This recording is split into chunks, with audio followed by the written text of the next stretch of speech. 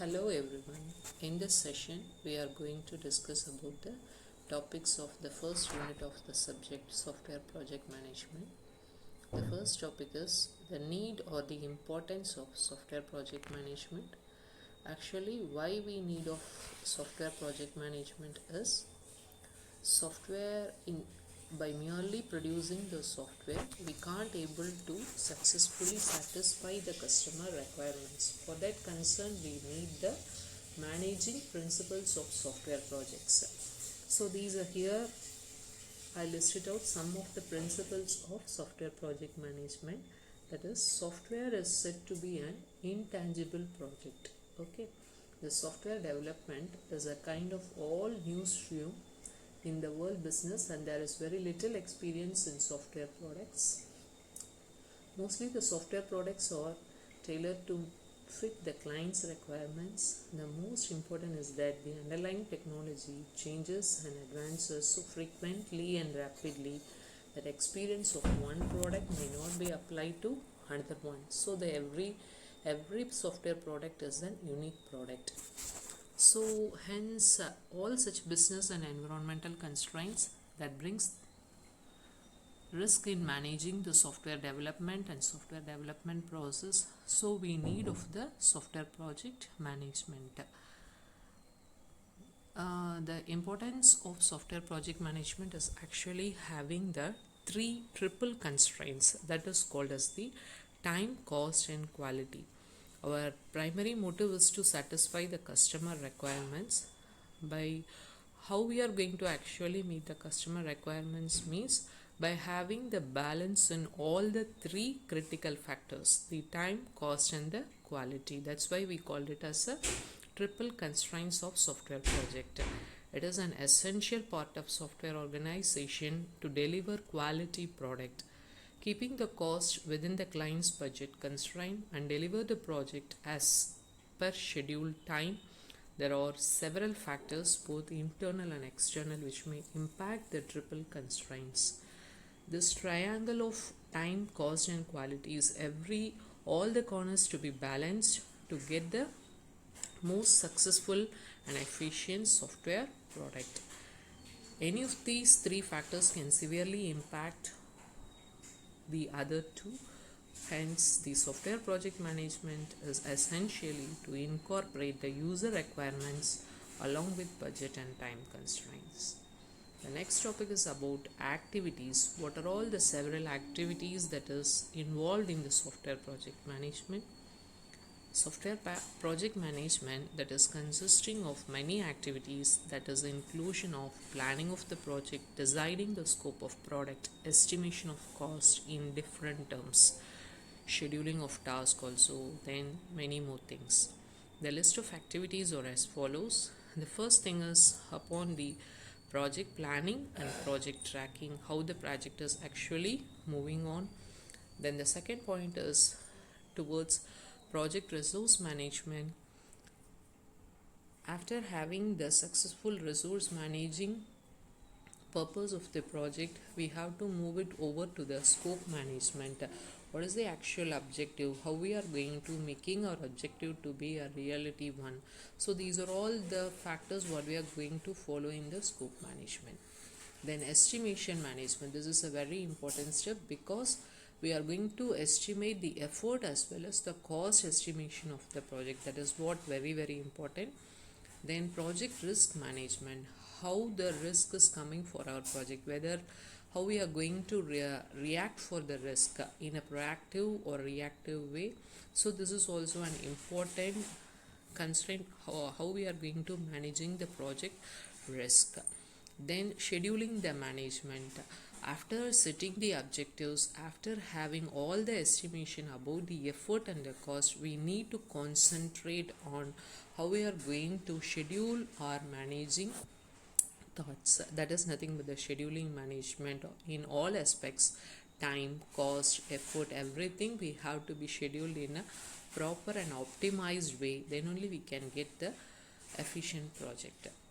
Project communication management, even though all the above mentioned points are attained very carefully, attained very successfully, This communication management is much more important, because even if the lack of communication also tends to be the less user satisfaction or less client satisfaction.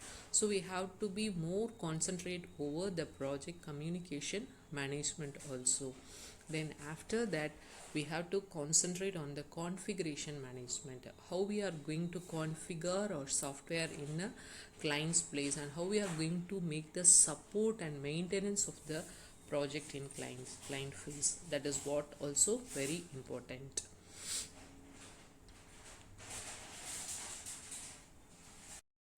In the previous discussion, we successfully discussed about what are all the activities that is involved in software project management. Then the next topic is towards the project methodologies. What are all the different kinds of methodologies we are going to follow in our project? So here some list of frequently used project management methodologies while we are doing the project management practice. The first thing is towards adaptive project framework. So a project should be in an adaptive way. It should be very adaptive to all the terms and conditions of the different dimensions of the consumers or the clients. Then only our project will tends to be a successful project. That is the concept of adaptive project framework. Then the next thing is the agile software development. Instead of making a software as a whole thing, we have to segregate the component of the software. Then only it will be capable of as a software developer to make an efficient software product in a module wise. Then at last we are supposed to make it as a entire software. Agile software development methodology is for the project that needs the extreme agility in requirements. The key features of Agile are its short-term delivery cycles, that is termed as sprints, agile requirements, dynamic team culture, less restrictive project control, and emphasis on real-time communication.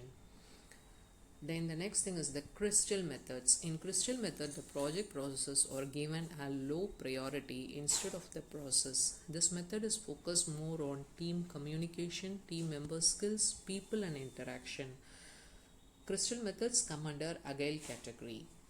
Then the fourth category is the dynamic systems development model. This is the successor of rapid application development methodology.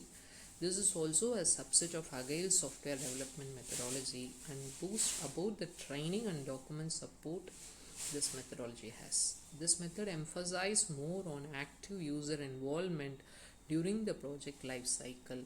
Hence it is termed as the dynamic system development model according to the dynamic requirements of the clients. The next thing is the extreme programming. Lowering the cost of the requirement changes is the main objective of extreme programming. Extreme programming emphasizes the fine scale feedback, continuous process, shared understanding, and programmer welfare. In extreme programming, there is no detailed requirement specification or software architecture built. And the next topic is towards the feature driven development. This methodology is more focused on simple and well programmed short iterative feature driven delivery cycles. All planning and execution in this phase or taken place based on the features. The next kind of project methodology is feature driven development. This methodology is more focused on simple and well defined processes, short, iterative, and feature driven delivery cycles. All the planning and execution in this project type take place based on the features. Then the next kind of project development is nothing but information technology infrastructure library. This method is a collection of best practices in project management. ITIL covers a broad aspect of project management, which starts from the organizational management level, joint application development. Then the next category is JAD. Involving the client from early stages with the project task is emphasized by this methodology. The project team and the client hold JAD session sessions collaboratively in order to get the contribution from the client. These chat session takes place during the entire life cycle, project life cycle.